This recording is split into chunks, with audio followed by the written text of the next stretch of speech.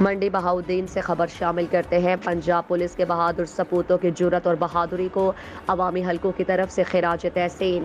منڈی بہاؤالدین تھانہ civil line کے جوانوں نے گجرات روڈ مانگٹ کے قریب دوران چیکنگ ایک مشکوک آدمی کو روکنے کا کہا۔ وسیم ولد محمد اسلم قوم گوندل سابقہ ریکارڈ یافتہ منشیات فروش کی تلاشی لینے لگا تو اس نے مزاحمت کرتے ہوئے ایک فائر کیا جو ہیڈ کانسٹیبل شہزاد کو بائیں ہاتھ کے انگوٹھے پر لگا اور دوسرا فائر پاؤں پر لگا۔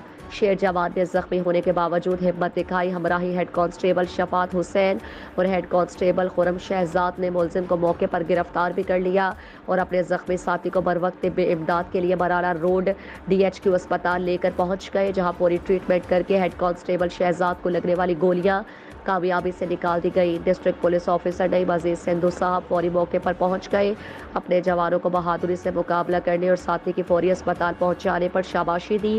شہزاد کی عیادت کی پھول پیش کی اور ڈاکٹر طبقہ کو تلقین کی کہ کسی قسم کی کمی نہ ہو، اچھے سے اچھی ٹریٹمنٹ کی جائے۔